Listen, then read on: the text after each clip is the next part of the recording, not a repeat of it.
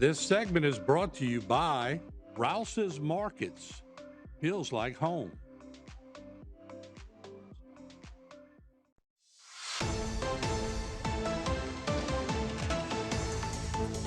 Everybody, welcome back to Bayou Time. Harry McCullough here. It's been a tough couple of days in the aftermath of what happened with Kyren Lacy and his passing at 24 years old.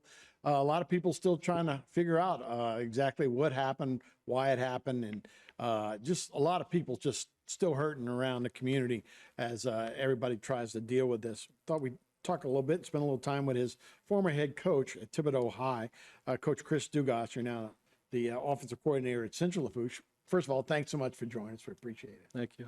I guess you're like the rest of us, and you knew Kyren. You texted him a lot. You talked a lot. I guess you don't have an answer either, huh? No, it was just a shock for us. You get a call at 6:30 in the morning on Sunday that, possibly something happened to one of your former players, and then it got confirmed, and you started seeing news reports that he was gone, and it's just a shock. You want it to just be false and not be true, and you want him to still be here. He was just such a good kid, and I really enjoyed coaching him the time that I had with him for 4 years at Thibodaux. He was a star. He was a dynamic player for us. He did a lot of things on the field. He was really special. Didn't play football his 10th grade year, concentrated on basketball, and then, man, his junior year and senior year just blew up. Yeah. Yeah, no, he was a special athlete, and you can tell just by watching him on the field how gifted he was athletically, even on a college level. I mean, he dominated guys that, the Ole Miss game comes to mind, but the USC game at the beginning, they knew where they were going with the ball, and he still made plays. So that's how physically gifted he was. And just last couple of weeks ago, he ran in the pro day, ran a 4.5 40. Yeah. Looked like he, and some of the things may have hurt his draft stock, but was going to be a high pick, and was going to play in the NFL. So again, just another one of those things where you're wondering, God, what went on? We don't want to try and guess about anybody's mental health at the time, but you didn't feel that way about him, knowing him from coaching him in high school and speaking to him almost every week since he's been out, right? I mean, the kid was just the type of kid that lights up the locker room. He comes in, he's always joking around, just thinking about stuff that Kyren did.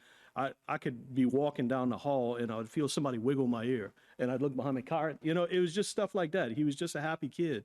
And he rubbed off on his teammates. He was a hard worker, real hard worker. He worked at his craft. He went do extra work after practice. He had a really good relationship with our quarterback at the time, who was also another good athlete, Luke Alamo.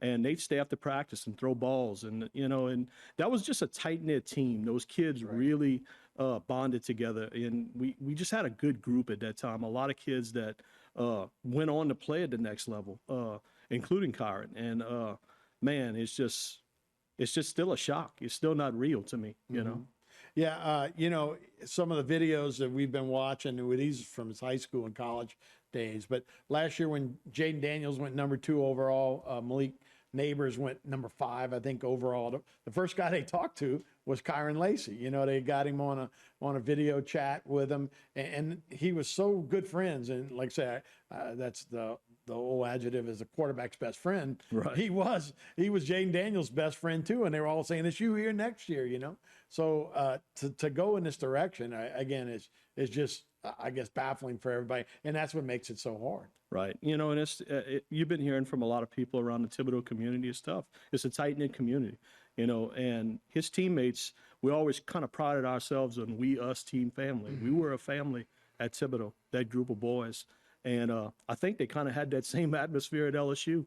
And he rubbed off on a lot of kids at UL. I know Coach Napier really loved him and recruited him really hard when we were at Thibodaux, because the big dogs started coming in at the end, and he stuck by UL because he really had a good relationship with Coach Napier and Coach Desmo at the time. And after Coach Napier left, then he went on to the SEC. And I mean, we knew he was that type of talent.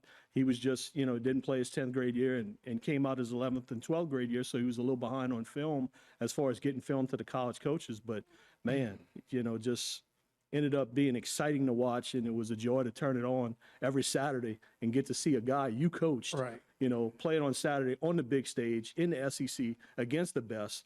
and being one of the best. Right. You're right. And look, you know, there was obviously a gun involved. He had an argument with his sister.